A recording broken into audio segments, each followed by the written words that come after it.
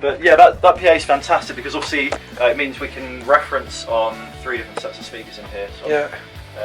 Which I love. It's great because it means when you get it out of the car, have a listen in the car, it's like, oh, this is exactly how it sounded in the studio. Brilliant. Which is useful. Which is the holy grail, man. Judicious? Yeah, yeah. Well, I'm happy to compromise. You see, if you say A and I say B, then we negotiate. Then yeah, I think it will be nicely in the middle there. Yeah, we'll see. Yeah, this looks like something I've worked on. Yep. And the way I can tell, look, there's hardly anything going on. Yeah. You wouldn't believe the number of people who come in here with projects that they've recorded at home. Yeah. And it's like 20 plugins per track. Every single channel absolutely slammed. A million tracks. I think I put them in blocks. Yeah, look, you've got quite a few. I put them in blocks and I brought them in, and you basically we put them dry, and then you just put your own plugins on there. Yep. Well, I guess what I'm saying is these days I like to keep it very simple. Yeah. It's taken me 15 years really. Yeah. To kind of get to the stage where I'm comfortable working simply. Oh, this is quite cool. Get a shot of this.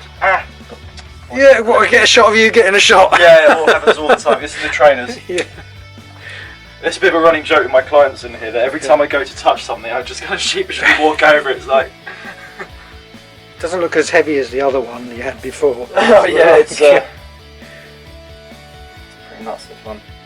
I really like the sound of this desk. So it's pre-Sonos, okay. Yeah. Pre-Sonos. Pretty much their top of the range, I think. Yeah. They do on higher. You just bought this quite recently, hasn't it? Yeah. It wasn't cheap, but it is rather delicious. And these are prefix plugins there. So I mean, you can. There's a lot to this desk. All we're really doing is monitoring from the computer at the minute. So all I'm doing is we're just sending from the computer over here to 2 channels, and then you've got the sub as well. Right. Okay. And we're just kind of determining how much sub we've got. Okay. And that's kind of down to this.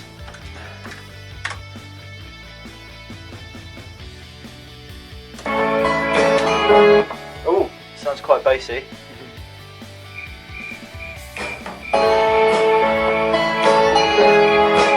Oh dear.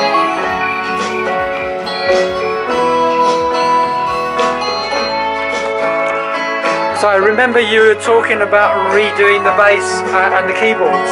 The guitar sounds good.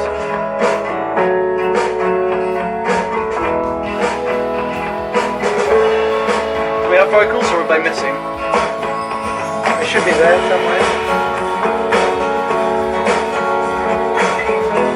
It's like the kick drum's very heavy around the kind of 14-50 hertz area. Although it might be the subs turned up too loud. Maybe that's why we're hearing so much low end. Let me just hear something.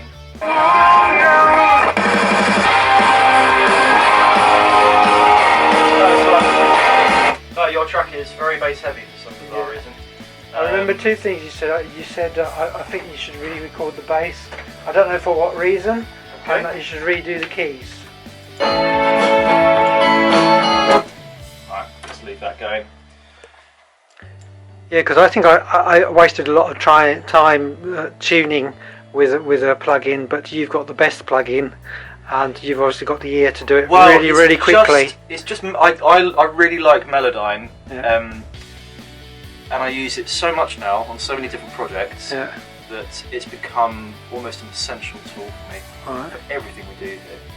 And one of the reasons I love it so much is because it's got the ability to, say you've got a singer who's very like, lots of vibrato, you can go in with Melodyne and just soften it up, soften the pitch modulation of that vocal. Okay. So instead of you get so it doesn't so theatrical and but it's also very useful if singers, because it's doing exactly what we just said, pitch modulation.